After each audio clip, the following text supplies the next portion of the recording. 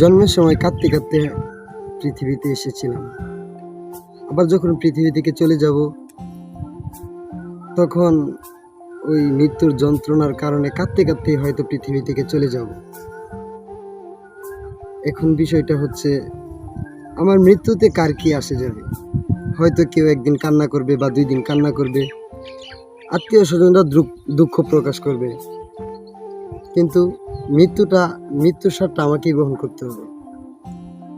তো মৃত্যুর পরে আমার কি হবে? এই যে দুনিয়াতে বন্ধু বান্ধব আত্মীয় স্বজনকে নিয়ে আড্ডা দিতেছি, আমি আমার মতো চলতেছি, কিন্তু মৃত্যুর পরে আমার কি হবে? কি নিয়ে দাঁড়াবো আমি এই মাওলার দরবারে?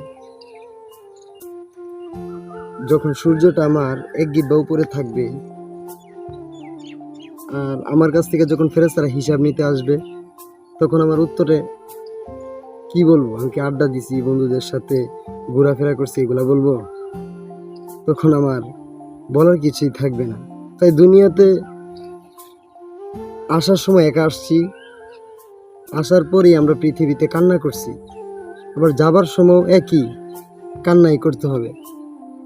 বরং আপনি যাদের সাথে চলছিলেন, তাদের মধ্যে কিছু লোক কান্না করবে, আবার কিছু লোক হাসবে। ফায়দাটা কার হলো বা ক্ষতিটাই বা কার হলো? সবই তো আমার। আমি যা করতেছি সব আমার জন্যই, আমার হিসাবের খাতায় লেখা হচ্ছে। তাহলে কিসের এই দুনিয়া আর কিসের কি? এই দুনিয়া ছেড়ে যেতেই হবে।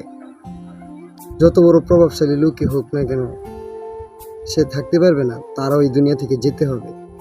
তাই আমরা এমন কিছু করি যেন কাল কিয়ামতের ময়দানে মাওলার সামনে যায় দাঁড়াইতে পারি।